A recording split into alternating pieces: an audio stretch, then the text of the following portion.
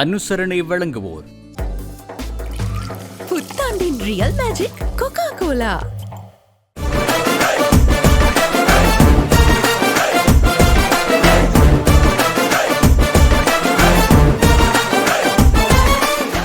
எல்லாம் வல்ல இறை பரம்பொருளின் பாதக்கமலங்களை பணிந்து கொண்டு, கன்னி தமிழ் எனக்கு வேணுமேயடா, உயர் கம்பன் கவி எனக்கு வேணுமேயடா, தின்ன தமிழ் எனக்கு வேணுமேயடா, தின்று செத்து கிடக்க தமிழ் வேணுமேயடா என்று மதுரை பண்டிதர் சச்சிதானந்தம் ஐயாவின் வைர வரிகளால் தமிழ்த்தாயை பணிந்து கொண்டு, உலகங்களிடமிருந்து டான் தொலைக்காட்சி வாயிலாக நல்ல பல சிந்தனைகளை கேட்டு மகிழ்ந்து கொண்டிருக்கின்ற நேய உறவுகளே, அருமருந்தென்ற கருத்துக்களால் அரங்கினை அலங்கரிக்க காத்து கொண்டிருக்கின்ற பேச்சாளர் பெருமக்களை, உங்கள் எல்லோரையும் தனித்தனி முக்கனிபொழிந்து வடித்தொன்றாய் கூட்டி, சர்க்கரையும் கற்கண்டின் பொடியும் மிக கலந்து இனித்தனர் நை சேர்த்து இளம் சூட்டில் இறக்கி எடுத்த சுவை கட்டியிலும்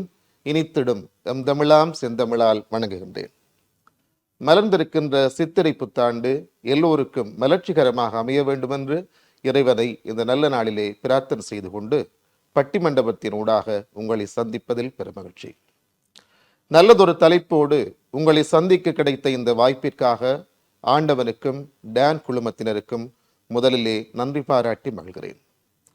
தமிழர்களது வாழ்வியல் பண்டிகை காலங்களில் காக்கப்படுகிறதா அல்லது அழிக்கப்படுகிறதா என்ற சிந்தனையோடு நாங்கள் உங்களை சந்திக்க இருக்கிறோம். தொன்று நிகழ்ந்தது அனைத்தும் அறிந்துள்ள தொல்புவி வாணர்களும் இவள் என்று பிறந்தவள் என்றறியாத சிறப்பினள் நம் தமிழ்த்தாய் என்றார் மகாகவி பாரதியார். இந்த உலகத்திலே தொன்மை சிறப்புகளை எல்லாம் ஆராய்ந்த நிபுணர்களால் கூட தமிழ் எப்பொழுது பிறந்தவள் என்று ஆய்ந்து சரியான முடிவெடுக்க முடியவில்லை. அவ்வளவு தூரம் தொன்மையும் வன்மையும் மிக்கவள் தமிழ். அந்த பாரம்பரியத்தினுடைய தனித்துவத்திலே வந்தவர்கள் நாங்கள். தமிழர்களுடைய வாழ்வியல் என்பது சாதாரணமானதா?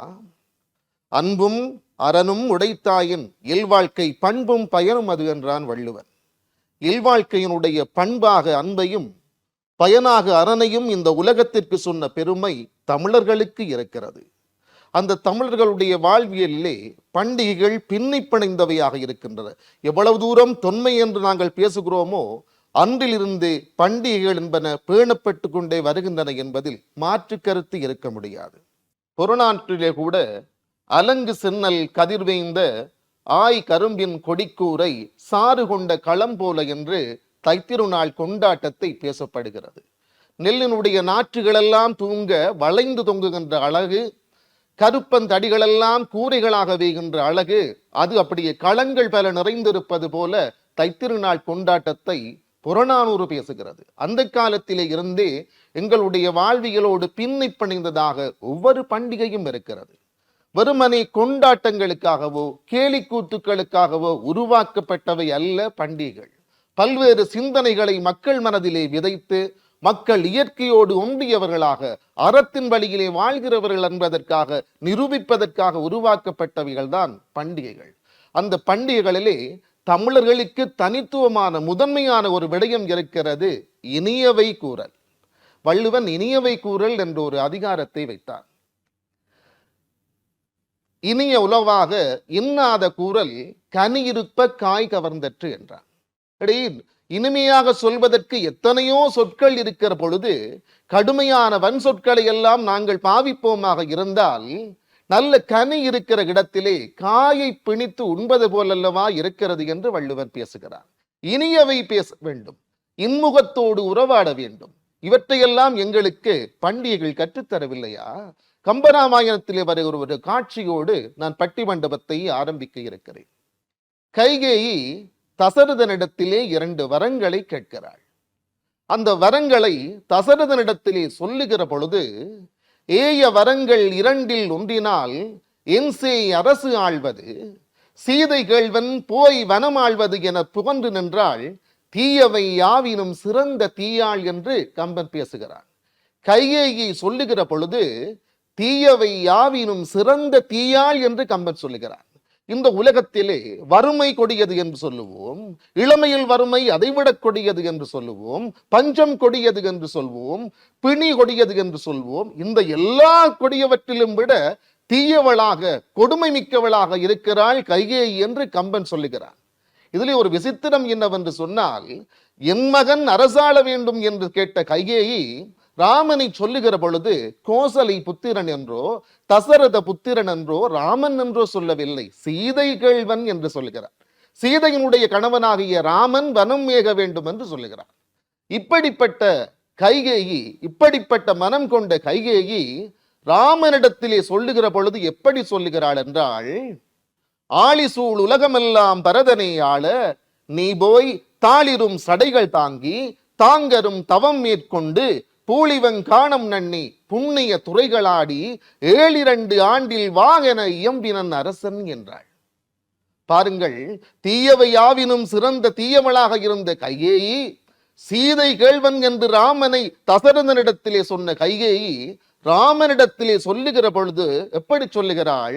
ஆழிசூழ் உலகமெல்லாம் பரதனை ஆள நீ போய் தாளிரும் தடைகள் தாங்கி தாங்கரும் தவம் மேற்கொண்டு பூனிவன் காணம் நன்னி புண்ணிய துறைகளாடி 7 ஆண்டில் வா என இயம்பினன் அரசன் என்றாள். போ என்று சொல்வதற்கு அவளுடைய மனம் கேட்கவில்லை. 14 ஆண்டுகளிலே, அதையும் 7 ஆண்டு என்று சொல்லி மீண்டு வா என்று ராமரிடத்திலே சொல்லுகிறாள். அப்படிப்பட்ட தீயவளாக இருந்த கையை கூட சொல்லுகிற பொழுது எவ்வளவு அழகாக சொன்னாள். 7 ஆண்டில் வா என இயம்பினான் அரசன் என்றாள். திரும்பி வருகிற பொழுது போ என்று சொல்லவில்லை, 14 ஆண்டிலே வா என்று சொல்லுகிற அளவிற்கு எங்களுடைய வார்த்தை பிரயோகம் என்பது இனியதாக இருக்க வேண்டும் என்பதை கம்பன் சொல்லி தந்திருக்கிறார். நாம் ஒரு வார்த்தையினை சொல்லுகிற பொழுது அதற்கு சமானமாக இன்னொரு சொல்லை சொல்ல முடியாது என்று சொல்லுகிற அளவிற்கு இனிய வார்த்தைகளை பிரயோகிக்க வேண்டும். இந்த இனிய வாழ்வியலை, இனிய வார்த்தை பிரயோகத்தை எங்களுக்கு பண்டிகைகள் எல்லாம் கற்றுத் தந்திருக்கின்றன. இவ்வளவு பெருமதிமிக்க பண்டிகைகள் தமிழர் வாழ்வியலை காக்கின்றதா அழிக்கின்றதா? பண்டிகை காலங்களிலே அவை காக்கப்படுகின்றனவா அல்லது அழிக்கப்படுகின்றனவா என்பதுதான் இன்றைய கேள்வி. அந்த வகையிலே இந்த 4 பேச்சாளர்களிலே 3 பெண் பேச்சாளர்களும் ஒரே ஒரு ஆண் பேச்சாளரும் வந்திருக்கிறார். இவர்கள் 3 பேருமாக சேர்ந்து அந்த ஆணுக்கு முதன்மை கொடுத்திருக்கிறார்கள். தமிழர்களுடைய வாழ்வியல் பண்டிகை காலங்களில் அழிக்கப்படுகிறது என்று சொல்வதற்கு இடம் ஏது? காக்கப்படுகிறது தான் என்று ஆணித்தரமாக பேசுவதற்காக யாழ் பல்கலைக்கழக தொல்லியல் துறையை சார்ந்த திரு ப லோஜன் அவர்களை அன்போடு அழைக்கின்றேன். வாருங்கள், உங்கள் கருத்துக்களை தாருங்கள். என என்ற தந்தைக்கும் தாய்க்கும் மக்கள் இனம் என்ற தமிழ் தேசம் தனக்கும் திணையளவு நலமேனும் பயந்தபின் செத்தொழிவேனாயின் அதுவே எனக்கு திருநாளாகும். அன்பார்ந்த டான் தொலைக்காட்சியினுடைய சொந்தங்களுக்கும் மற்றும் பெருமைமிக்க நடுவர் அவர்களுக்கும் மற்றும் சகவாதிகளுக்கும் நேரடியாக இதை பார்த்து கொண்டிருக்கக்கூடிய அத்தனை சொந்தங்களுக்கும் இனிமையான சித்திரை புத்தாண்டு நல்வாழ்த்துக்களை தெரிவித்துக் கொள்கிறேன். இந்த ஒரு அற்புதமான பண்டிகை கொண்டாட்டங்களுக்கு மத்தியிலே இந்த காலப்பகுதியிலே ஒரு காத்திரமான தலைப்பினை எடுத்து நாங்கள் இங்கே வாதாட வந்திருக்கிறோம். அந்த வகையிலே தமிழர்களினுடைய வாழ்வியல் ஆனது பண்டிகை காலங்களில் காக்கப்படுகிறதா அழிக்கப்படுகிறதா என்பது இங்கே வாதிட எடுத்துக்கொண்ட விடயமாக காணப்படுகிறது. இவற்றிலே காக்கப்படுகிறது என்கின்ற அந்த கருத்தியலை இந்த மன்றிலே மக்களுக்கும் சேர்த்து சமர்ப்பிக்க வேண்டிய கடப்பாடானது எங்களுக்கு காணப்படுகிறது. பட்டினி கிடந்து பசியால் மெலிந்து பாழ்பட நேர்ந்திடினும் கட்டி இழுத்து கைகால் முறித்து அங்கம் பிளந்து இழிந்து துடித்திடினும் பொங்கு தமிழை பேச மறப்பேனோ என்று சொல்லி இருக்கிறான் பாரதி. ஏனென்று சொன்னால் தமிழ் அத்தகையது, எங்கள் மூச்சிலும் மேலானது. அதைத்தான் புரட்சி பாவலர் அழகாக சொல்லுவார். வெங்கொடுமை சாக்காட்டில் விளையாடும் தோள் எங்கள் வெற்றி தோள்கள், கங்கையைப் போல் காவிரியைப் போல் கருத்துக்கள் ஊறும் உள்ளம் எங்கள் உள்ளம், வெங்குருதி தன்னில் கமழ்ந்து வீரம் செய்கின்ற தமிழ் எங்கள் மூச்சாம் என்று சொல்லுகிறார் புரட்சி பாவலர். தமிழ் எங்களுக்கு பேச்சு கிடையாது, அது எங்களுடைய மூச்சு, எங்களுடைய நாபியிலே ஊறிப்போன ஒரு விடயமாக காணப்படுகிறது. அப்படிப்பட்ட இந்த தமிழ், எங்களுடைய மரபணுவின் மத்தியிலே வந்த இந்த தமிழ் இத்தனை காலம் கடந்து நிலைத்து நிற்கின்ற ஒரு மூத்த குடியினுடைய குடிமக்களினுடைய மொழி எங்கள் வாழ்வியலோடு பின்னி பிணைந்திருக்கிறது என்பதுதான் இங்கே நிதர்சனமான உண்மையாக காணப்படுகிறது. ஆக இப்படிப்பட்ட ஒரு வாழ்வியல் மரபினை கொண்ட ஒரு மூத்த இனமாக காணப்படுகிற நாங்கள் இந்த பண்டிகைகளை முதலாவதாக எதற்காக கொண்டாடுகிறோம் அல்லது இந்த பண்டிகைகள் எதற்காக கொண்டாடப்படுகின்றன என்கின்ற ஒரு தீர்க்கமான விளக்கம் நிச்சயமாக அளிக்கப்படுதல் வேண்டும். உதாரணமாக ஒரு மனிதனானவன், நான் ஒரு தொல்லியல் மாணவன் என்கின்ற ரீதியிலே இந்த கருத்தியலை பார்க்கிறேன் என்னவென்று சொன்னால், அதாவது இந்த ஐரோப்பியர்கள் தற்காலத்திலே பல கண்டுபிடிப்புகளை கண்டுபிடிக்கிறார்கள். உலக வல்லாதிக்க நாடுகள் அவர்களுடையதாக இருக்கின்றன, இருந்துட்டு போகட்டும், பிரச்சனை இல்லை. ஆனால் அவர்கள் பச்சை குத்தி கொண்டு காட்டு மிராண்டிகளாக காடுகளுக்குள்ளே அடிபட்டு கொண்டிருந்த நேர பகுதிகளிலே முச்சங்கம் அமைத்து தமிழ் வளர்த்தவர்களாக நாங்கள் காணப்பட்டிருக்கிறோம். இத்தனை விடயங்களையும் நாங்கள் ஒற்றுமையோடு சேர்ந்து செய்வதற்கும் இவற்றை காலங்கள் கடந்தும் எங்களுடைய தலைமுறைகளுக்கு கடத்துவதற்கும் எது காரணமாக இருந்தது என்று பார்த்தால் இந்த பண்டிகைகள் என்று சொன்னால் அதை மறுத்துவிட முடியாது. ஏனென்று சொன்னால் எங்கே சந்தோஷம் இருக்கிறது, எங்கே நிம்மதி இருக்கிறது, எங்கே அன்பு இருக்கிறது, எங்கே ஒரு களிப்பு இருக்கிறது என்று சொல்லி பார்த்தோம் என்று சொன்னால் அது இந்த பண்டிகைகளிலாகத்தான் இருக்கிறது. கம்பராமாயணத்திலே ஒரு அற்புதமான பாடல் வரியானது வருகிறது. அதாவது அனுமனானவன் இலங்கையை வேவு பார்ப்பதற்காக வருகிறான். வருகின்ற பொழுது அவன் இலங்கையை பார்க்கின்ற பொழுது அவனுடைய பார்வையிலே இலங்கை எப்படி இருக்கிறது என்று சொல்லி கம்பர் சொல்லுகிறார் என்று சொன்னால், அழிக்கும் தேரல் உண்டு ஆடுனர் பாடுனர் ராகி களிக்கின்றனர் கலால் கவல்கின்றனர் ஒருவரை காணோம் என்று சொல்லி கம்பன் சொல்லுகிறான்.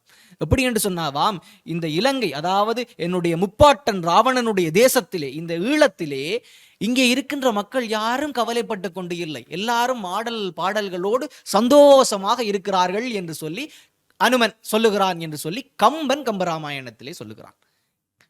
ஆக இந்த களிப்பு எவ்வாறு வருகிறது என்று சொன்னால், எங்கே சந்தோஷம் அதிகமாக இருக்குமோ, எங்கே ஒற்றுமை அதிகமாக இருக்குமோ, எங்கே அன்பு அதிகமாக இருக்குமோ, அங்கேதான் நடுவரவர்களே நிச்சயமாக இந்த சந்தோஷமானது காணப்படும். இவற்றையெல்லாம் எது தரும் என்று பார்த்தால் அது பண்டிகைகளாகத்தான் இருக்க முடியும்.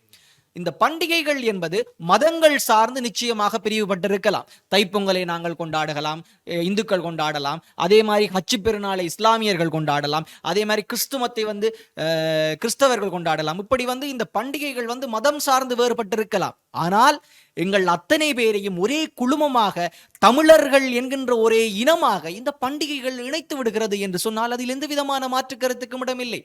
உதாரணமாக சொல்ல போனால், ஒரு நோன்பு காலங்களாக இருக்கட்டும் அல்லது ஒரு ஹஜ் பெருநாளாக இருக்கட்டும், இப்படி ஒரு முக்கியமான இஸ்லாமிய பண்பாடு சார்ந்த ஒரு பண்டிகை வருகிறது என்று சொன்னால், எங்களுடைய பல்கலைக்கழகங்களிலே விடுதிகளிலே மாணவர்களாகிய நாங்கள் சேர்ந்து நண்பன் எப்ப பள்ளிவாசல்ல இருந்து எங்களுக்கு நோன்பு கஞ்சி கொண்டு வருவான் என்று சொல்லி பார்த்து கொண்டிருப்போம். அப்ப இப்படியான ஒரு ஒற்றுமையையும் இப்படியான ஒரு களிப்பையும் அது எங்களுக்கு வழி சமைக்கிறது. அது மாத்திரமல்லாமல் ஒரு கிறிஸ்துமஸ் பண்டிகை வருகிறது அல்லது ஒரு நியூ இயர் வருகிறது என்று சொன்னால், எங்களுடைய கிறிஸ்தவ நண்பனுடைய வீட்டிலிருந்து கேக் போன்ற பல பலகாரங்கள், பலவிதமான பலகாரங்கள் அவர்களுடைய ட்ரீட்டுகளுக்காக நாங்கள் எதிர்பார்த்து கொண்டிருக்கிறோம். பொங்கல் தீபாவளி வருது என்று சொல்லி சொன்னால் நாங்கள் சந்தோஷமாக சேர்ந்து ஒரு கடைக்கு போய் சாப்பிட்டு ஆடி பாடி விளையாடி ஒரு குதூகலத்தை அது எங்களுக்கு தருகிறது. புது உணர்வுகள் சார்ந்த உறவுகளை இணைக்கிறது. இப்படியான விடயங்களை எல்லாத்தையும் எது தருகிறது என்று சொன்னால் இந்த பண்டிகைகள் தானே தருகிறது.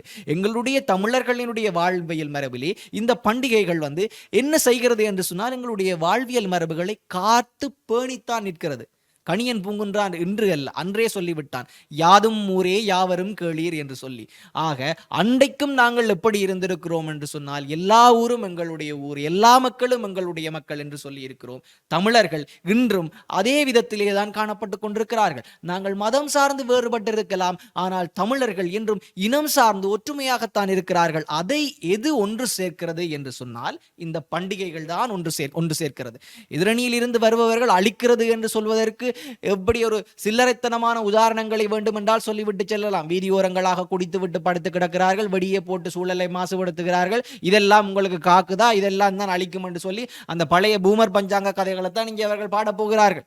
ஆனால் நிச்சயமாக சிந்திக்க வேண்டிய ஒரு விடயம் என்னவென்று சொன்னால், இதற்கு பின்னால் எவ்வளவோ விதமான ஒரு விஞ்ஞான ரீதியான விளக்கங்களாக இருக்கட்டும் அல்லது ஜீவகாருண்யம் சம்பந்தப்பட்ட விடயங்களாக இருக்கட்டும், எல்லாமே இதன் பின்னால் காணப்படுகிறது.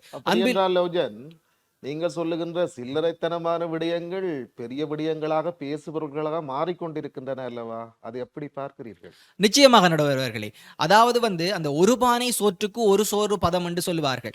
ஆனால் இங்க என்ன பிரச்சனை ஆகுதுன்னு சொன்னால், இங்க 1-2 சோறு தான் பிரச்சனைக்குரிய மாதிரி இருக்குது. அப்ப நாங்கள் அந்த 1-2 சோத்தை தூக்கி எறிஞ்சு போட்டு மிச்சத்தை சாப்பிடலாம், பிரச்சனை இல்லை. ஆனா எங்களுக்கு என்ன பிரச்சனை, அந்த தமிழர்கள் வாழ்வியல் மரபு என்று சொல்லி நாங்கள் சொல்லிக்கலைஞ்சு செய்கிறோம். சில பேர்ல அந்த குறை கண்டுபிடிக்கிறது இல்லை எங்கடாக்கள் நம்ப வண்ணாக்கள். என்ன செய்கிறது? 2 சோறுல ஒரு சோறை அவர்கள் எடுத்து விடுகிறார்கள். அதான் அது அவர்கள் ஒன்றும் செய்யல. அப்படியான 2 சோறுகள் தான் இங்கே இருக்கிறார்கள். பார்ப்போம் அவர்கள் எப்படியாக கருத்தியலை முன்வைக்க போகிறார்கள் என்று தெரியவில்லை. அதனால் தான் திருவள்ளுவர் அற்புதமாக சொல்லுகிறார் நடுவர்களே, அன்பிலார் எல்லாம் தமக்குடையர், அன்புடையோர் என்பும் உரியர் பிறர்க்கு என்று சொல்கிறார். ஆக அன்பின் மூலமாக எந்த ஒரு விடயமானது கட்டமைக்கப்படுகிறதோ அது நிச்சயமாக ஒரு சிறப்பான விடயமாக காணப்படுகிறது. இந்த பண்டிகைகளானவை அன்பின் மீது கட்டமைக்கப்பட்டிருக்கிறது. அதனால் அது நிச்சயமாக தமிழர்களினுடைய வாழ்வியலை காத்து கொண்டுதான் இருக்கிறது என்பதை சொல்லிக்கொண்டு, வலியோர் சிலர் எளியோர் தம்மை வதையே புரிகுவதா, மகராசர்கள் உலகாளுதல் நிலையாமெனும் நினைவா, உலகாள உனது தாய் மிக உயிர்வாதை அடைகிறாள், உதவாதினி ஒரு தாமதம் உடனே விழி தமிழா. நன்றி, வணக்கம். சகோதரன் லோஜன் அவர்கள் தன்னுடைய வாதத்தை அருமையாக ஆரம்பித்திருக்கிறார். நான் நெடுக சொல்லுகிற ஒரு விடயம், பட்டிமண்டபத்திலே முதலாவதாக பேசுவதும் ஒரு போரிலே முன்னுக்கு நிற்பதும் ஒன்றுதான். ஏனென்றால் எதிரணி எப்படி வரப்போகிறான், எப்படி அடிக்கப் போகிறான் என்பது தெரியாது. ஆனால் அவர் தன்னுடைய பொறுப்பை மிகவும் லாவகமாக செய்திருக்கிறார். தன்னுடைய பேச்சை ஆரம்பித்தார், தமிழ் பேச்சு கிடையாது மூச்சு என்றார்.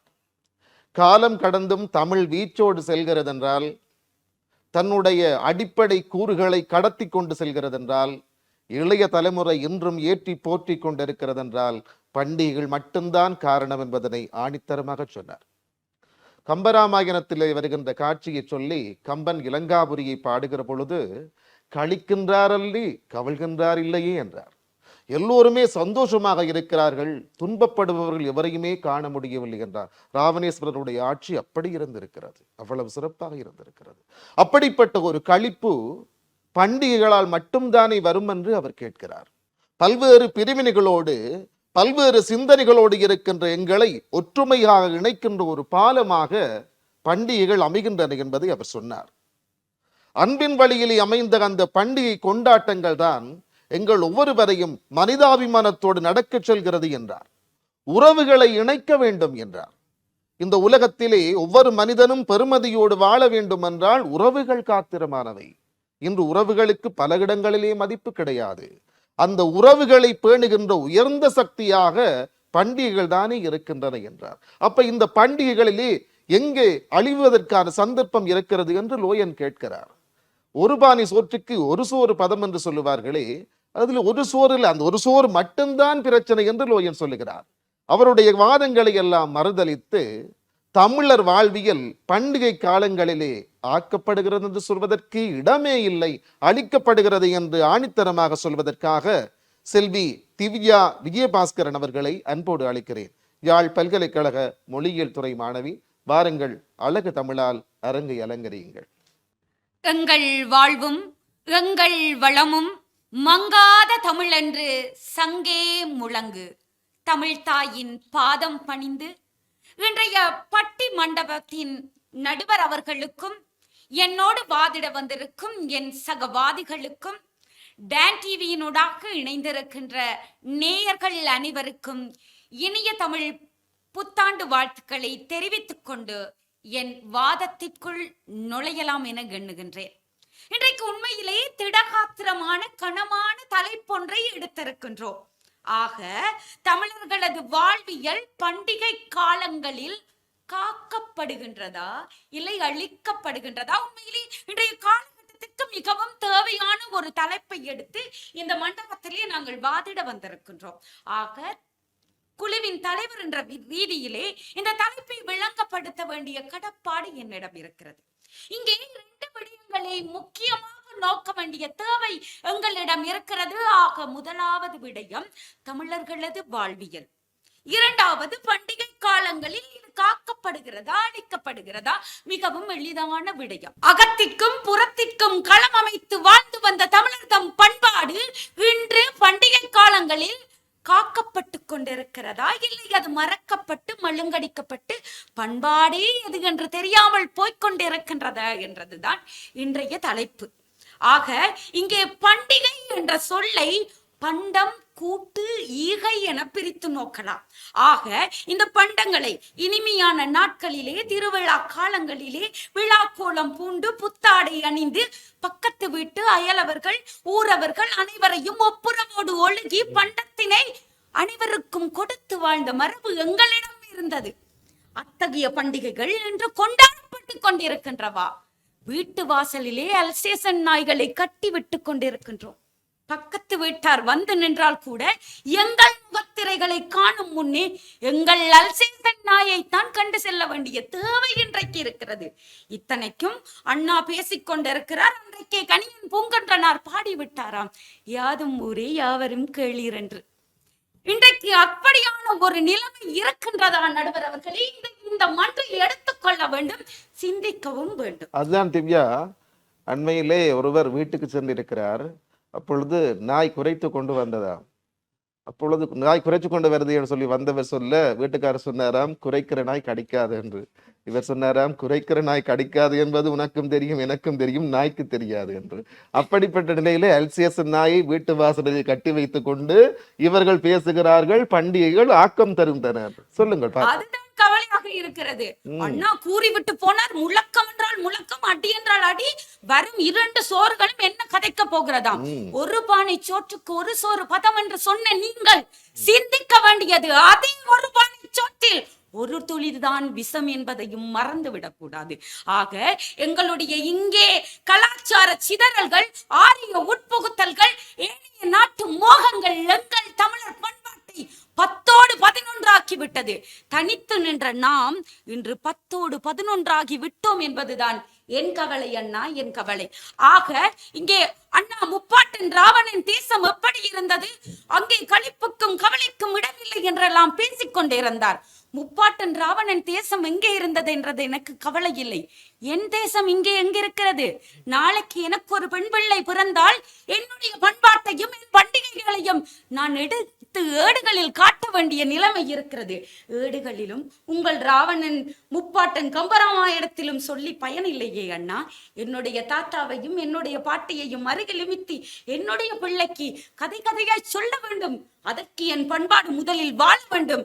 இந்திய பண்டிகைகள் காவிக்கொண்டு செல்ல வேண்டும். தமிழர் தம் பண்பாடு எங்கே பண்டிகைகளில் என்று பேசப்பட்டு கொண்டிருக்கிறது. இந்த சிவாஜி படத்திலே ரஜினிகாந்த் என்று சொல்லுவார், வீட்டுக்கு முன்னாடி அந்த பட்டாசு எல்லாம் வச்சுக்கொண்டு வாங்க பழகலாம், வாங்க பழகலாம். இன்றைக்கு அப்படித்தான் இருக்கு. எங்கட வீட்டுக்குள்ளேயே என்ற தாத்தா இருக்கிறாரா, என்ற பாட்டி இருக்கிறாவா, என்ற அம்மா இருக்கிறாவா, பக்கத்து வீட்டுல யார் இருக்கிறார் என்று தெரியவில்லை. இன்று போனோடு விளக்கு என்று தூக்கி கொண்டு வாங்க பழகலாம். இதுதான் பொங்கல் பானை, இதுதான் சாணம் என்று காட்டிக்கொண்டிருக்கின்றோமே. எதை பாட்டு காட்டிக் கொண்டிருக்கிறோம், எதனை புடம் போட்டுக் கொண்டிருக்கின்றோம். தமிழர் தம் வரலாறு அத்தனை சிறப்புடையது. அன்றைக்கு கால்டுவெல் 1856ஆம் ஆண்டு கம்பரேட்டிவ் டிராவிடியன் லாங்குவேஜஸ் என்ற நூலை எழுதும் போது தமிழ் பிற மொழிகளிலிருந்து தனித்து பிறந்தது. அதற்கென்ற சிறப்பு இருக்கின்றது. அத்தனை மதிப்புடைய மொழியினை பாரம்பரியமாக கொண்ட தமிழர்கள் நாங்கள் இன்று எங்கு போய்கொண்டிருக்கின்றோம்? ஆள்பாதி ஆடை பாதி என்பார்கள். இன்று ஆடையே பாதியாய் போன கலாச்சாரம் நடுவர்களே, இதை இந்த மன்று எடுத்துக்கொள்ள வேண்டும்.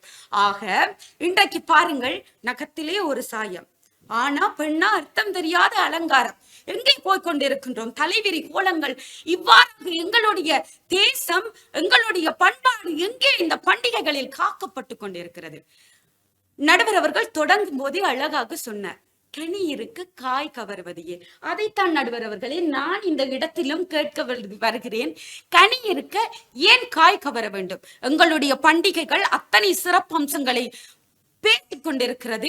அத்தனை ஜீவகாருண்யமாக இருக்கலாம், ஈகையாக இருக்கலாம், ஒப்புரவாக இருக்கலாம். அத்தனை பண்பாடுகள் ஒற்றுமைகளை காட்டிக் கொண்டிருக்கிறது. இத்தனையும் இருக்க நாங்கள் எதை நாடி சென்று கொண்டிருக்கின்றோம் என்பதுதான் இங்கே என்னுடைய கவலையாக இருக்கின்றது. கல் தோன்றி மண் தோன்றா காலத்திலே கையில் வாளோடு முன் தோன்றியவன் தமிழன். வாழும் நிலத்தினை 3ஆக வகுத்தான், செல்லும் திசைகளை 4ஆக வகுத்தான், இன்பத் தமிழை 3ஆக வகுத்தான், இயல் இசை நாடகமாய் வீசும் தமிழ் தென்றலை எண்ணும் எழுத்தும் என 2ஆக வகுத்தான். ஜல்லிக்கட்டு காளைக்கு கூட வீரம் என பேசி 5 அறிவு விலங்குக்கு கூட எங்கள் பண்பாட்டிலே பேசப்பட்ட ஜீவகாருண்யம் இன்றைக்கு வெடிகொளுத்துதல் மரபிலே மறைந்து போய்க் கொண்டிருக்கிறது. எதற்கு வெடிகொளுத்துகிறோம் என்று தெரியவில்லை. களியாட்டங்கள், கேளிக்கை கூத்துகள் கூடி போய்விட்டன. களியாட்டம் ஆடுகின்றோம், வீதிகளிலே பேசுவாரற்று கிடக்கின்றோம். இத்தனையும் தமிழர் தம் பண்பாட்டை சீரழித்துக் கொண்டுதான் இருக்கின்றன. அண்ணா இனம் என்று எல்லாம் ஒற்றுமையை பேணுவதற்கு இஸ்லாமிய நண்பர்கள், கிறிஸ்தவ நண்பர்கள், சைவ நண்பர்கள் என்றெல்லாம் பேசி சென்றார். எனக்கு ஒன்றுதான் விளங்கவில்லை. இன்று ஒருவர் அடிபட்டு கிடந்தால் அவரை தூக்கி விடுவதற்கு முன் உங்கள் தொலைபேசிகளை கையில் எடுத்து அவரை தூக்கி விடுவதை இனமென பிரிந்தது போதும் என பாட்டு போட்டு நீங்கள் அதை படம் பிடித்து காட்டிக் கொண்டிருக்கின்றீர்கள். அந்த பண்பாடெல்லாம் எங்கள் பண்டிகைகளோ, எங்கள் தாத்தனோ, என் தொல்காப்பிய தமிழனோ எழுதவில்லை என்பதை இவ்விடத்திலே கூறிவிட்டு, அன்றைக்கு தலை நிமிர்ந்து வாளோடு பேசிய வீரத்தமிழன் இன்றைக்கு செல்லோடு தலை குனிந்து சென்று கொண்டிருக்கிறோம். வெற்றிலையில் சுண்ணாம்பு தடவுவது போல் தொலைபேசியிலே நாங்களும் தடவி கொண்டு எங்கள் வீட்டு பெரியோரையே மதிக்க மறந்து கொண்டிருக்கின்ற நாங்கள் பண்டிகை காலங்களிலும் இதனையே பின்பற்றுகிறோம் என கூறி எங்கள் தம் பண்பாடு அத்தனை சிறப்புடையது, அத்தனையும் இன்று பண்டிகை காலங்களில் அழிக்கப்பட்டுத்தான் கொண்டிருக்கிறது என கூறி வாய்ப்பிற்கு நன்றி கூறி அமர்கிறேன். நன்றி, வணக்கம். சகோதரி திவ்யா அவர்கள் ஆவேசமாக தன்னுடைய பேச்சை முடித்திருக்கிறார். படம் காட்டுவதல்ல தமிழினம், பாடமாக இருப்பதுதான் தமிழினம் என்று சொன்னார். எங்கள் வாழ்வும் எங்கள் வளமும் பங்காத தமிழென்று சங்கே முழங்கு என்று தன்னுடைய பேச்சை ஆரம்பித்த திவ்யா அவர்கள் லோயனுடைய கருத்துக்களுக்கும் சாட்டமான அடிகளை கொடுத்து தன்னுடைய வாதத்தை நிறைவு செய்திருக்கிறார். உயிருக்கு ஊதியம் கொடுக்க வேண்டும் என்று சொன்னவன் எங்களுடைய கொப்பாட்டன் வள்ளுவன். எப்படி சொன்னான்? ஈதல் இசைபட வாழ்தல் அகுது அல்லது ஊதியம் இல்லை உயிர்க்கு என்றார். உயிருக்கு ஊதியம் கொடுக்க வேண்டும். ஏனென்றால் என்று நினைக்கிற இடத்துக்கெல்லாம் என்னை அழைத்து செல்லுகிற இந்த உயிர் இருக்கிறதே, எனக்கு மரணம் வந்து விட்டதென்றால் என்னை அருகிலுள்ள அந்த மயானத்திற்கு எடுத்து செல்வதற்கு 4 பேர் தேவை. இவ்வளவு தூரம் காவி செல்கிற அந்த உயிருக்கு ஊதியம் கொடுப்பதற்கு முதலாவதாக கொடுத்த சன்மானம் ஈதல், அடுத்தது இசைப்பட வாழ்தல் என்றார். இவ சொன்னாரே, ஈதல் இருக்கிறதா? பண்டிகைகள் என்பதே ஈந்து கொடுக்க வேண்டும், அது இருக்கிறதா? அல்சேசன் நாய்கள் அல்லவா வந்து வரவேற்கின்றன என்ற அவருடைய கேள்விக்கு கார்த்திகாயனி பதில் சொல்ல வேண்டும். அப்படிப்பட்ட ஒரு சூழ்நிலையிலே பண்டிகைகள் எங்கனம் அந்த தாற்பயத்தை, அடிப்படையை பேணி காக்கின்றன என்று அவர் சொன்னார். மதுபானசாரிகள் திறந்திருக்கிற பொழுது பண்டிகைகளில் என்ன அர்த்தம் இருக்கிறது என்றார். பேராசிரியர் சிவத்தம்பி அவர்கள் ஒருமுறை தீபாவளியை பற்றி எழுதுகிற பொழுது ஆட்டிறைச்சி கடை வரை என்று எழுதினார். தீபாவளி என்றால் ஆட்டிறைச்சி சமைக்க வேண்டும் என்று ஒரு நிலைப்பாடு இருப்பதாக சிவத்தம்பி சார் எழுதுகிறார். அப்படிப்பட்ட கேவலங்கள் எல்லாம் வந்த பிறகு பண்டிகைகள் எங்கனம் காக்கின்றன என்ற ஒரு கேள்வியை திவ்யா கேட்டிருக்கிறார். இவர் கேட்ட கேள்விகளுக்கெல்லாம் தக்கவாறு பதில் கொடுப்பதற்கு ஒருவர் இருக்கிறார். யாழ் பல்கலைக்கழகத்தினுடைய முகாமித்துவ விட மாணவி செல்வி கார்த்திகாயினி அவர்கள் வர இருக்கிறார். நல்ல பேச்சாளர், களம்பல கண்டவர். திவ்யாவினுடைய கருத்துக்களை மறுதலித்து ஆணித்தரமான கருத்துக்களால் வலு சேர்ப்பதற்காக அவரை அழைக்கிறேன். வாருங்கள். நாளுக்கு நாள் மாறும் நாகரீகமே, அன்பில் நான் என்றும் மாறாத தமிழினமே என்று சொல்லி இன்று இந்த பட்டிமன்ற நிகழ்ச்சியூடாக இணைந்திருக்கக்கூடிய எங்களுடைய நடுவ பெருந்தகை அவர்களே, எந்தரப்பு பேச்சாளர்களே மற்றும் எதிர்த்தரப்பு பேச்சாளர்களே, இந்த நிகழ்ச்சியூடாக இணைந்திருக்கக்கூடிய எங்களுடைய நேயர் சொந்தங்கள் அனைவருக்கும் சித்திரை புத்தாண்டு வாழ்த்துகளோடு நான் என்னுடைய பட்டிமன்றத்திற்குள் நுழைகின்றேன். நடுவர் எனக்கு ஒரு பெரிய பொறுப்பை தந்திருந்தார். எங்களுடைய எதிரணி தலைவருடைய பேச்சுக்களுக்கெல்லாம் ஒரு வெட்டுவாதத்தை வைத்தே ஆக வேண்டும் அப்படி என்ற ஒரு பெரிய பொறுப்போடு நான் இந்த என்னுடைய பதவியை நான் ஏற்றுக்கொள்கிறேன் நடுவர் அவர்களே. அதற்கு முன்னதாக இந்த பேச்சாளர்கள் எல்லாம் வியந்து பார்க்கக்கூடிய அளவிற்கு எங்களுடைய எதிரணி தலைவி பேசி சென்றிருக்கிறார். உண்மையில் அவ்வளவு ஒரு அருமையான வாதத்தை அவர் இந்த அவையில் ஒரு அடி விளப்புகிறது என்றுதான் அர்த்தம். தொடருங்க. அப்படி இல்லை நடுவர் அவர்களே. அப்படி இருக்கின்ற பொழுது உண்மையில் இப்படி ஒரு பேச்சாளர்களுடன் நாங்கள் பேசிக் கொண்டிருக்கிறோம் இந்த சித்திரை வருடப்பிறப்பில் என்பதை எங்களுக்கு கிடைத்த ஒரு பாக்கியமாக நினைத்து கொண்டு நாங்கள் எங்களுடைய வாதத்திற்குள் செல்லுவோம். முதலில் எங்களுடைய எதிரணி தலைவி அவர்கள் கூறிய ஒரு விடயம் என்னவென்று சொன்னால், நாங்கள் எல்லாருமே இந்த பக்கத்து வீட்டுக்காரர்களுக்காக அல்ட்ரேஷன் நாய் வளர்க்கிறோம் அப்படி என்று சொன்னார்.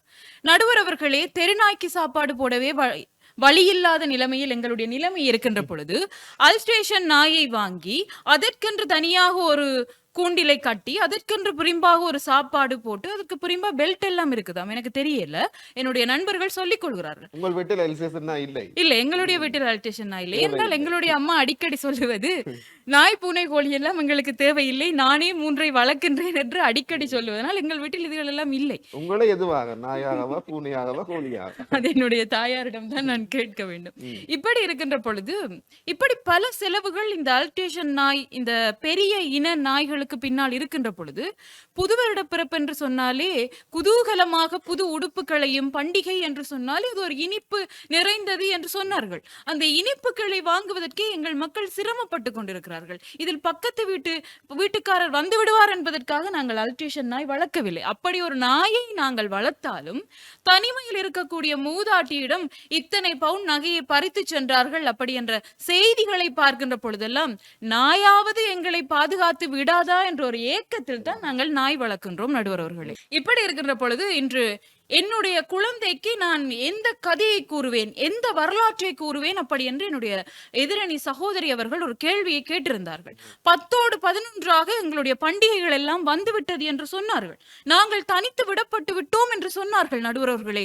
வெடிகள் கொளுத்தி கொண்டாடப்பட வேண்டிய இந்த பண்டிகைகள் எல்லாம் ஒரு காலத்தில் நாங்களே வெடித்து சிதறக்கூடிய நிலைமைகளில் நாங்கள் இருந்திருக்கிறோம் நடுவர் அவர்களே.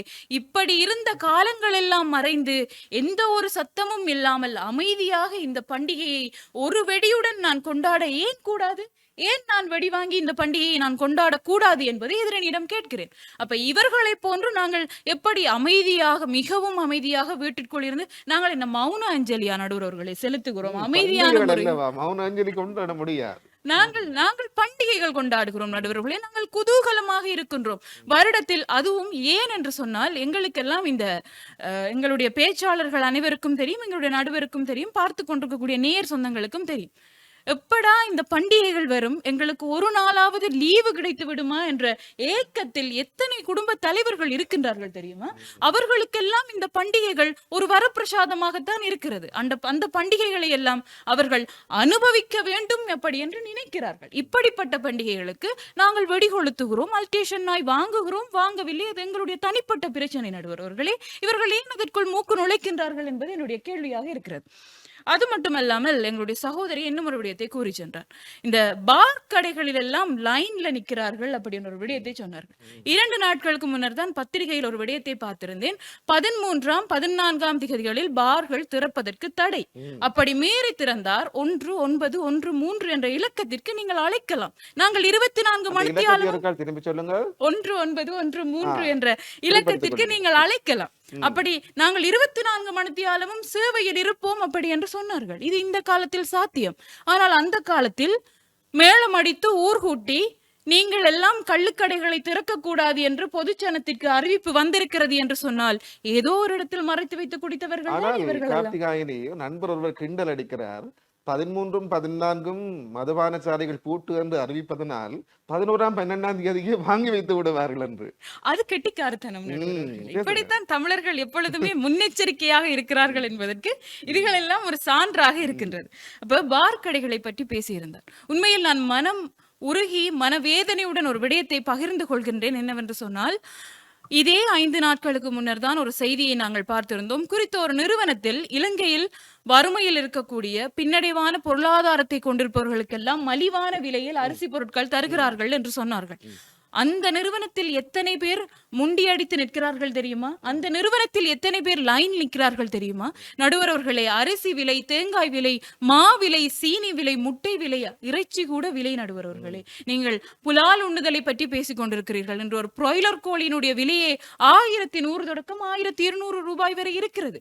சாதாரணமாக ஒரு நாள் கூலி செய்பவனுக்கு 1000 ரூபாய் கொடுப்பதற்கு கூட முதலாளிகள் தயாராக இல்லை. இதுதான் நிலை. இப்படிப்பட்ட ஒரு நெற்கதியான சூழ்நிலையிலும் நாங்கள் பண்டிகைகளை கொண்டாடுகின்றோம் என்று சொன்னால், நாங்கள் கைவிடவில்லை பண்டிகைகள். எங்களை பண்டிகைகள் கைவிட்டாலும் தமிழர்கள் இத்தனை இன்னல்களுக்கு பிறகும் பண்டிகைகளை கைவிடவில்லை என்ற உண்மைத்தன்மையினை இந்த அவை புரிந்து கொள்ள வேண்டும். நடுவர் அவர்களே, ஒரு விடயத்தை மட்டும் நான் சொல்ல வேண்டும் என்று ஆசைப்படுகிறேன். என்னவென்று சொன்னால், இந்த எங்களுடைய எதிரணியில் பேசுபவர்கள் எல்லாம் பெருமை பேசுபவர்களாக இருக்கிறார்கள். அன்றைய காலத்தில் அப்படி வாழ்ந்தார்கள், இன்றைய காலத்தில் இப்படி வாழ்ந்தார்கள், இவர்கள் இப்படி இல்லை என்று எங்களை குற்றம் சாட்டி கொண்டிருக்கிறார்கள். நடுவர் அவர்களே, காலமும் நாகரீகமும் மாறிக்கொண்டுதான் இருக்கும். நாங்கள் எப்படி ஓடுகின்றோமோ அதைவிட வேகமாக எங்களுடைய வயதும் எங்களுடைய வீட்டில் இருக்கக்கூடிய தாய் தந்தையினருடைய முதுமை பருவமும் என்பதும் ஓடிக்கொண்டுதான் இருக்கின்றது. சாதாரணமாக 25 வயதிலும் இல்லை, 26 வயதில் பட்டப்படிப்பை நிறைவு செய்துவிட்டு 27, 28 வயது வரைக்கும் ஒரு தொழில், நிலையான தொழில் வேண்டும் என்று தேடிக்கொண்டிருக்கக்கூடிய இளைஞன் 29 வயதில் தன்னுடைய ஒரு நிரந்தரமான வேலைக்கு செல்கிறான் என்று சொன்னால் 30 வயதில் அவனுடைய தாய்க்கு முதல் சம்பளத்தில் ஒரு சேலை எடுத்து கொடுக்கின்ற பொழுது அவள் முதுமையை அடைந்து விடுகின்றாள். அவன் அந்த அழகை ரசிக்கின்ற பொழுது அவள் முதுமையை நெருங்கிக் கொண்டிருக்கின்றாள் என்ற பயம்தான் அவனுக்கு இருக்குமே தவிர அதை அவனால் கொண்டாட முடியவில்லை. இதனால் தான் கார்த்திகாயினி பல்வேறு சீர்திருத்தங்களை செய்வதற்கு அரசாங்கம் முனைப்போடு செயற்பட்டுக் கொண்டிருக்கிறது. நடுவர் அவர்களே, இந்த காணல் நீர் போல் எங்களுடைய அரசாங்கங்களினுடைய கதைகளும் அதை நம்பி நம்பி ஏமாந்த சனமும் எங்களுடைய சனமாகத்தான் இருக்கிறது. இப்படி இருக்கின்றதனால்தான் பலர் முளைக்கிறார், பலர் போகிறார், ஆனால் மூக்கறந்து போய் தமிழர்கள் இருக்கிறார்கள் என்பது நிதர்சனமான ஒன்றாக இருக்கிறது. ஒன்றை மட்டும் நான் கூறி நிறைவு செய்யலாம் என்று நினைக்கின்றேன். இந்த 7-2 ஆண்டில் ராமனை வா என்று கூட அப்படிப்பட்ட ஒரு அழகான வரிகளை பயன்படுத்தி இருக்கார்கள் என்று நீங்கள் கூறினீர்கள். அந்த ராமன் கூட 7-2 வருடங்களில் திரும்பி வந்து விட்டார். ஆனால் இந்த மண்ணில் இருக்கக்கூடிய எத்தனையோ குடும்பங்கள் ஈன்றெடுத்த ராமர்கள் அந்த குடும்பத்திற்காக கடல் தாண்டி இன்னமும் உழைத்து கொண்டிருக்கிறார்கள். இன்னமும் தங்கள் அத்தனை குளிரிலும் அவர்கள் வேர்வைகள் மட்டும் சுடுகின்றது. நடுவர் அவர்களே, இங்கிருக்கக்கூடிய குடும்பங்கள் பண்டிகைகளை கொண்டாட வேண்டும், சந்தோஷமாக கொண்டாட வேண்டும் என்பதற்காக அங்கிருக்கக்கூடிய ராமர்கள் எல்லாம் வனவாசம் சென்றிருக்கிறார்கள். அப்படிப்பட்ட ராமர்கள் இருக்கும் வரைக்கும் இந்த பண்டிகைகளும் வாழும், இந்த பண்டிகைகளினூடாக அந்த வாழ்வியலும் வாழும் என்று சொல்லி நான் என்னுடைய வாதத்தை நிறைவு செய்கிறேன். மீண்டும் ஒரு முறை எங்களுடைய நேர் சொந்தங்கள் அனைவருக்கும் சித்திரை புத்தாண்டு நல்வாழ்த்துக்களை கூறிக்கொண்டு விடைபெற்று செல்கிறேன். நன்றி. சகோதரி கார்த்திகாயினி அவர்கள் திவ்யா கூறிய கருத்துக்களை எல்லாம் மறுதலித்து ஆணித்தரமாக தன்னுடைய வாதத்தை நிறைவு செய்திருக்கிறார். இவர்கள் சொல்லுகிற மாதிரி அல்சேசன் நாய்களை கட்டி வளர்த்து கூடு கட்டி பார்ப்பதற்கெல்லாம் இன்றைய பொருளாதாரம் ஈடு கொடுக்குமா என்று கேட்கிறார். இன்றைய யதார்த்தபூர்வமான உலகிலே ஒரு குடும்பத்தை, ஒரு பிள்ளையை வளர்ப்பதற்கே எவ்வளவோ சவால்களை எல்லாம் எதிர்கொள்ள வேண்டி இருக்கிறது என்றார். பல்கலைக்கழகத்திலே கற்கிற ஒருவன் உழைத்து தன்னுடைய தாய்க்கு ஒரு உடுப்புடவையை எடுத்து கொடுப்பதற்கே 30 வயதாகிற ஒரு துர்ப்பாக்கியமான சூழலிலே நாங்கள் வாழ்ந்து கொண்டிருக்கிறோம் அல்லவா? இப்படிப்பட்ட இன்னல்கள் நிறைந்த இந்த வாழ்க்கையிலே இவர்கள் சொல்வது மாதிரி ஆடம்பரமான வெளிநாட்டு நாய்களை வளர்ப்பதற்கு சாத்தியம் இருக்கிறதா என்று கேட்டார். யதார்த்தபூர்வமாக பேச வேண்டும் என்று அவர் வலியுறுத்தினார். அப்படிப்பட்ட ஜீவகாருண்யம் மற்றவர்கள் அல்ல தமிழர்கள், அந்த ஜீவகாருண்யம் மதிக்கிறவர்கள். ஆனால் இன்றைய வாழ்வியல், எங்களுடைய வருமானம் எல்லாம் அதற்கு ஈடு கொடுக்காது என்று அவர் சொன்னார். பண்டிகைகள் எங்களை விட்டு சென்றால் கூட நாங்கள் பண்டிகைகளை விட்டு செல்வதற்கு தயாராக இல்லை. அது தமிழினத்தின் அடையாளம், இருப்பு என்பதை அவர் ஆணித்தரமாக சொன்னார். புலம்பெயர் தேசத்திலே இருக்கின்ற பல இளைஞர்கள் தங்களை குளிருக்குள்ளும் வெப்பத்துக்குள்ளும் எல்லாம் நசுக்கிக் கொண்டிருந்தும் சொந்த உறவுகளை, பண்டிகைகளை கொண்டாட வேண்டும் என்று உயர்த்தி விடுகிறார்கள் என்றால் பண்டிகைகள் எதிர்காலம் கடந்தும் உறுதியாக அந்த நோக்கத்தை நோக்கி பயணிக்கும் என்பதிலே அணுவளவு கூட சந்தேகம் இல்லை என்று அவர் சொன்னார். பல்வேறு இடர்பாடுகள் வரலாம், 1-2 பிறழ்வுகள் வரலாம், அதற்காக பண்டிகைகள் அதைத்தான் செய்கின்றன என்று இவர்கள் பேசுகின்ற வாதம் தவறானது என்பதை அவர் சொல்லியிருக்கிறார். இவர் பேசுகின்ற பேச்சை பார்க்கிற பொழுது பண்டிகைகள் தமிழர் வாழ்வியலை காக்கின்றன என்றுதானே தோன்றுகிறது. அவர்களால் மட்டுமல்ல, புலம்பெயர்ந்தவர்களாலும் அது காக்கப்படுகிறது என்றால் இன்னும் பலமாகத்தானே இருக்கிறது. அப்படி என்றால் சகோதரி மாதவிக்கு என்ன வேலை இருக்கிறது? இவர் சொன்ன கருத்துக்களையும் எல்லாம் மறுதலித்து பட்டிமண்டபத்தினுடைய நிறைவு பேச்சாளராக பண்டிகைகள் தமிழர் வாழ்வியலை அளிக்கின்றன என்று நிறைவுரையை தருவதற்காக யாழ் பல்கலைக்கழக ஆய்வு உதவியாளர் செல்வி மாதவி உமாசுத சர்மா அவர்களை அழைக்கிறோம். வாருங்கள், அழகு தமிழால் நிறைவுரையை அள்ளித்தாருங்கள். மலர்ந்திருக்கும் இப்புத்தாண்டு டான் டிவி சொந்தங்கள் வாழ்விலும் என் சக விவாதிகள் வாழ்விலும் மற்றும் நடுவர் அவர்களுக்கும் அகவொளியை பரவட்டும் என்று பிரார்த்தித்துக் கொண்டு என்னுடைய உரைக்குள் நான் செல்லலாம் என்று நினைக்கின்றேன். இன்று எங்களுக்கு தரப்பட்டிருக்கின்ற தலைப்பு தமிழர்கள் வாழ்வியல் பண்டிகை காலங்களில் காக்கப்படுகின்றதா அளிக்கப்படுகின்றதா என்பது. உண்மையில் நாங்கள் இன்றையான் கதையை பற்றி கதைக்கணும்னு சொல்லி கொஞ்சம் நினைக்கிறேன். ஏன்னு சொல்லி பார்த்தா இன்றைக்கு வந்தவே எல்லாரும் எப்படி கதைச்சினம்னு சொல்லி பார்த்தா 2ஆம் நூற்றாண்டு கால கதை இல்லாட்டி 7ஆம் நூற்றாண்டு கால கதை, சிலப்பதிகாரம் சொல்லினோம், ராமாயணத்தை சொல்லினோம். ஆனா இன்றைக்கு ஒருத்தரும் இன்றையா நிலவரம் என்ன மாதிரின்னு சொல்லி கதைக்கல. அதை கொஞ்சம் கதைப்பாண்டு எதிர்பார்த்தா எதிரணியில இருந்து வந்த சக பேச்சாளர் எப்படி கதைச்சாண்டா இன்றையான் பொருளாதாரத்துல எங்களால் வாழவே முடியாம இருக்குது, யாராச்சும் உதவி செய்யுங்கன்னு கேட்காத குறையா முடிச்சிட்டு போயிட்டா அதனுடைய உரைய. சரி, அவாதான் அப்படி இருக்கிறான்னு பார்த்தா எதிரணி தலைவர் என்ன சொன்னார், நாங்க தமிழர்கள், தமிழ் பேச்சு தான் எங்களை மூச்சுன்னு சொல்லி இல்லாத பொல்லாத கதையெல்லாம் கதைச்சிட்டு போனேன். சரி பரவாயில்லைன்னு சொல்லி விட்டா அதுக்கு பிறகும் அவர்கள் வந்து நாட்டின் பொருளாதார பிரச்சனையை தான் நீங்க கதைக்கணுமே தவிர வாழ்வியல்ல வந்து பண்டிகைகள் இன்றைக்கு அழிக்கப்படுற வீதம் வந்து எப்படி இருக்குன்றதை பற்றி கதைக்கல. இன்றைக்கு புத்தாண்டு காலம் இன்றைக்கு நடந்து ஒன்று இருக்கு. இதுக்கு முன்னம் ரம்சான் கால பகுதி வந்து நடந்து ஒன்று இருந்துச்சு. இன்றைய பெருநாள் நோன்பு வந்து நடந்து ஒன்று இருந்துச்சு.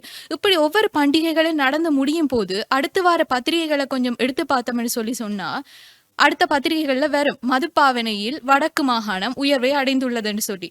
அதுக்கு என்ன பதில் சொல்ல போயினம்? இன்றைக்கு இந்த அல்சீசன் நாய் கதையை சொல்ற இவையே வந்து சொல்லுவினம் நாங்க இந்த மதுப்பாவனையில வந்து நாங்க இன்றைக்கு வீழ்ச்சி அடைஞ்சிருக்கணும்னு சொல்லி சொல்ல முடியுமான்னு கேட்டா இல்ல.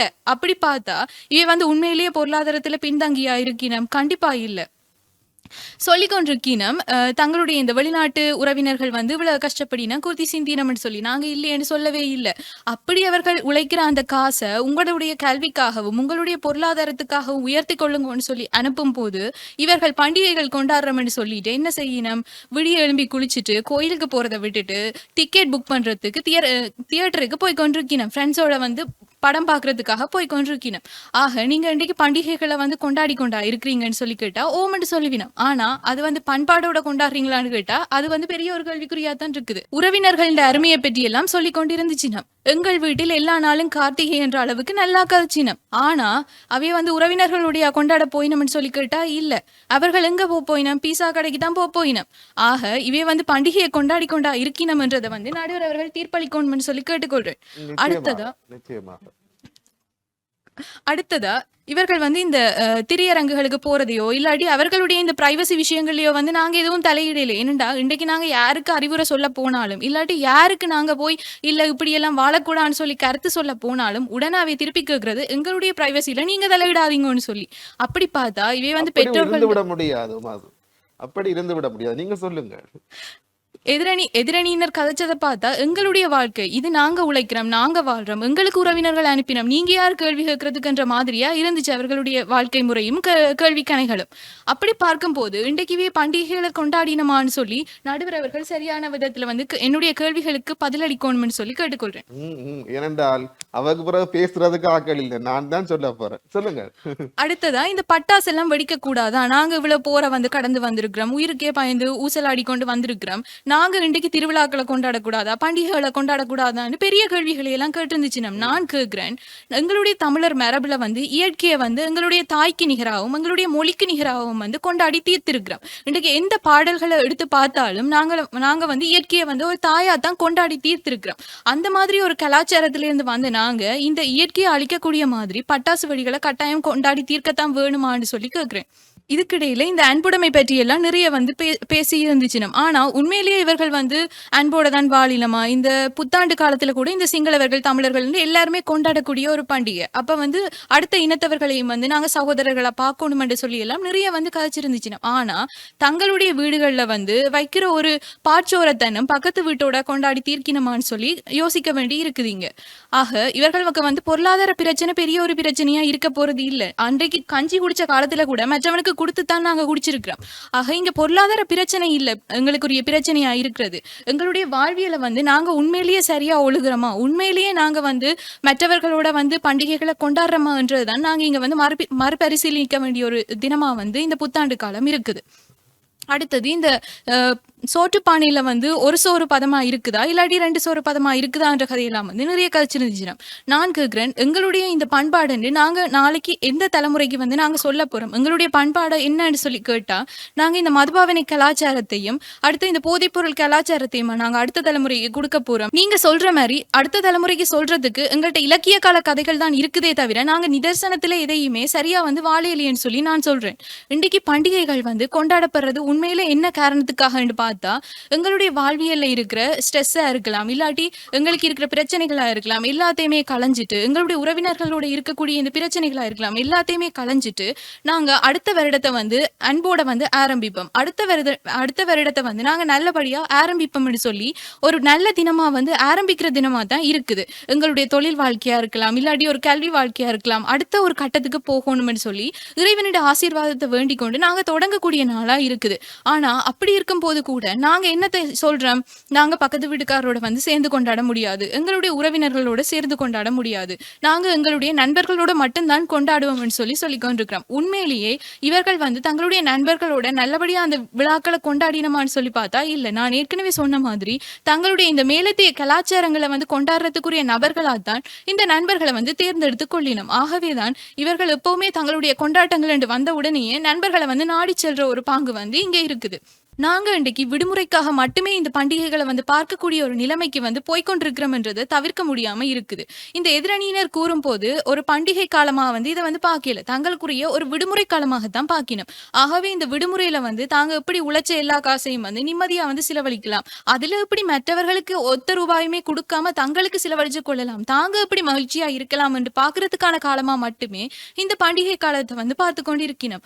ஆகவே இந்த தமிழர் வாழ்வியல் பண்டிகைகள் வந்து இன்றைக்கு அழிவை நோக்கி தான் போய்கொண்டிருக்கின்றத அறுதியும் இறுதியுமா சொல்லிக்கொண்டு விடைபெறேன். நன்றி. சகோதரி மாதவி அவர்கள் நல்லவாறு தன்னுடைய வாதத்தை நிறைவு செய்திருக்கிறார்.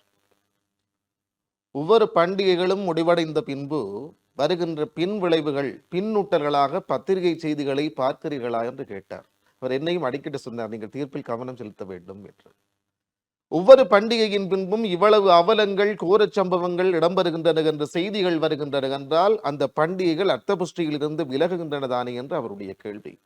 சகோதரி சொன்னாரே, புலம்பெயர் தேசங்களில் இருக்கின்ற உறவுகள் கூட அள்ளி கொடுத்து பண்டிகைகளை ஊக்குவிக்கின்றன என்று அவர் சொல்லுகிறார். படம் பார்ப்பதற்கும் பீசா தின்பதற்கும் தானே, அந்த இரண்டு எழுத்துமே கூடாது, பீசா தின்பதற்கும் தானே போட்டி போட்டுக் கொண்டிருக்கிறார்கள். இதுதான் பண்டிகைகள் கற்றுத்தந்த பாடமா என்று கேட்டார். மேற்கத்திய முகத்தோடு நண்பர்களோடு கூடி குலாவுகின்றவர்கள் உறவுகளை தூரத்தை அல்லவா வைக்கிறார்கள் என்று அவர் கேட்டார். அடுத்த தலைமுறைக்கு சொல்வதற்கு என்ன செய்தியை பண்டிகைகள் கற்றுத்தருகின்றன என்று இவர் கேட்கிறார்.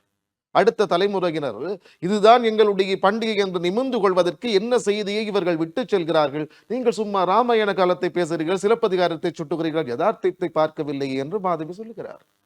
அப்படி என்றால் பண்டிகைகள் தமிழர் வாழ்வியலுக்கு அழிவைத்தான் தருகின்றது என்றும் தோன்றுகிறது. எப்படியாயினும் தீர்ப்புக்குள் செல்லுகின்ற நேரம் வந்துவிட்டது. நல்ல தலைப்பு.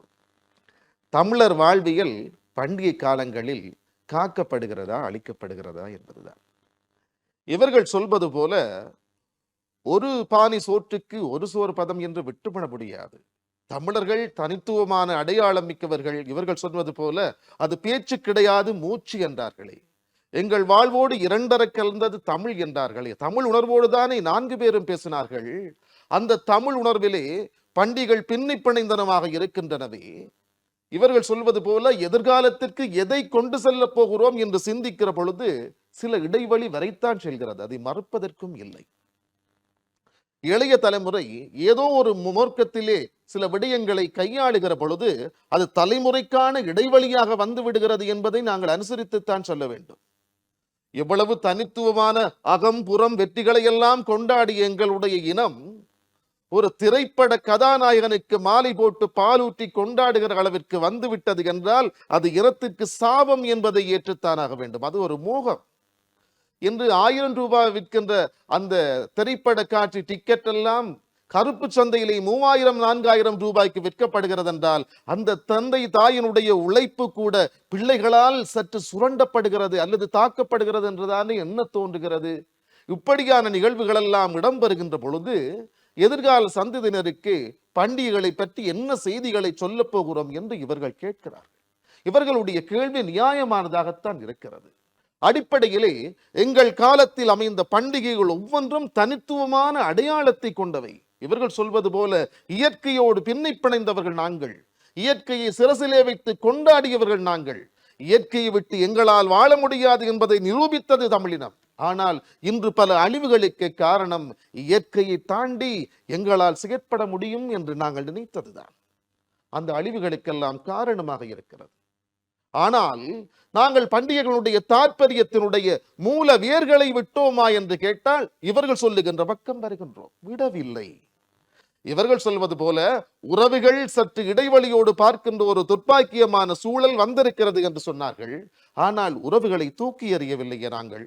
இன்று வளர்ந்திருக்கின்ற இந்த சித்திரை புத்தாண்டிலே எல்லா கடமைகளையும் சரிவர செய்து கொண்டிருக்கிறோம். பெரியோர்களை கனம் பண்ணி அவர்களிடத்திலே ஆசி பெறுகிறோம், கைவிசேஷம் பெறுகிறோம், உரிமையோடு உறவுகளை கொண்டாடி மகிழ்ந்து கொண்டிருக்கிறோம். அந்த தனித்துவங்களிலே சில இடைவெளி வருகின்றன என்பதை ஏற்றுத்தானாக வேண்டும். காலகோட்டத்தில் கால மாற்றத்தில் பல்வேறு நிகழ்வுகள் எங்களுக்கு இடைஞ்சலாக இருக்கின்றன. பழையன கழிதலும் புதியன புகுதலும் வலுவல. ஆனால் பழையவற்றை கழிப்பதும் புதியவற்றை புகுத்துவதும் சற்று சிக்கலானது. கால மாற்றத்தில் மேற்கத்திய மோகத்தில் பல்வேறு நடைமுறைகளை பின்பற்ற நினைக்கின்ற நாங்கள் எங்களுடைய மூலத்தில் இருந்தும் சில சந்தர்ப்பங்களிலே சில விடயங்களிலே பிறழ்கிறோம். அது தவறானது. ஆனால் அந்த தனித்துவ அடையாளங்கள் ஏதோ ஒரு வகையிலே எங்களால் பேணப்பட்டு கொண்டுதான் இருக்கின்றன. நாங்கள் எந்த சந்தர்ப்பத்திலும் பண்டிகையினுடைய மூலத்தினுடைய தனித்துவத்தை பேணுவதற்கு தயங்குகின்றவர்கள் கிடையாது.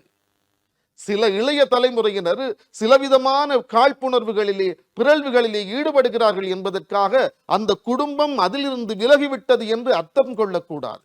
நாங்கள் தனித்துவமான அடையாளங்களோடு அன்போடு ஈகையோடு விருந்தோம்பலோடு என்றும் பிணைந்து கொண்டுதான் இருக்கிறோம். தூரத்திலே இருக்கின்றவன் தன்னுடைய தாய் தந்தையினுடைய குடும்பத்திற்கு சென்று அவர்களோடு சேர்ந்து விருந்து கொண்டு கொண்டாடுகிற மகிழ்வு இருக்கிறது.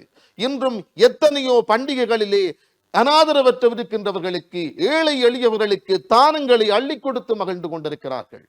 பாருங்கள், பல்வேறு இடங்களிலே இவர்கள் சகோதரி சொன்னது போல விலை குறைந்த பொருட்களை எல்லாம் அள்ளி கொடுத்து நீங்களும் பண்டிகைகளை கொண்டாடுங்கள், அந்த தாற்பயத்திலே வளர்ந்து கொள்ளுங்கள் என்று ஊக்குவித்துக் கொண்டிருக்கிறார்கள். ஏழை எளியவர்களும் அந்த வளர்ச்செழிப்போடு பண்டிகைகளிலே இணைந்து கொள்ள வேண்டும் என்று நினைக்கிறார்கள் என்றால் அந்த நினைப்பு அந்த சிந்தனை என்றுமே பாராட்டுக்குரியது. நாங்கள் அன்பும் அறனும் உடைத்தாயின் இல்வாழ்க்கை பண்பும் பயனும் அது என்று சொன்னோமே.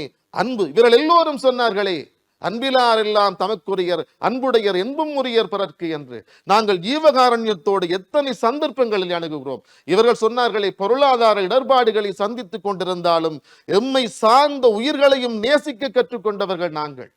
நாங்கள் போடுகின்ற கோலத்திலே எறும்புகளுக்கு உணவை கொடுத்தவர்கள் நாங்கள்.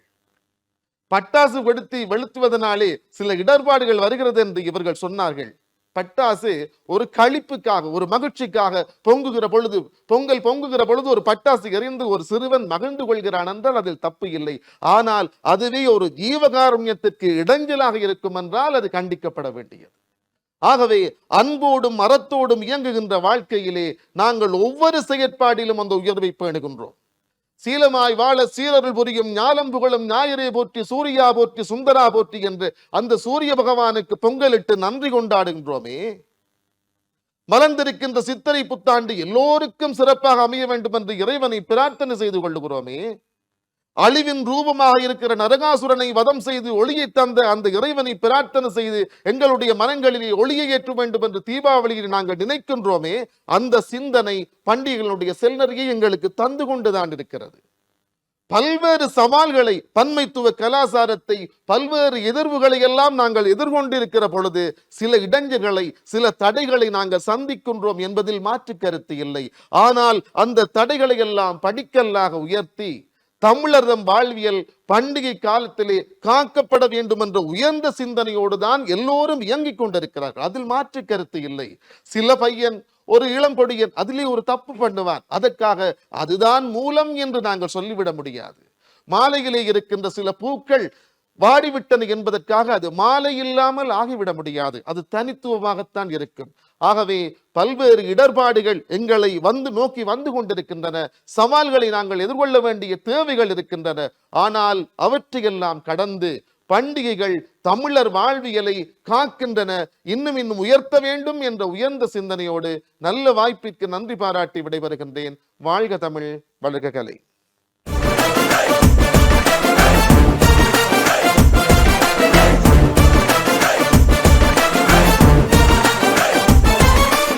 அனுசரணை வழங்கியோர் புத்தாண்டின் ரியல் மேஜிக் கோகா கோலா.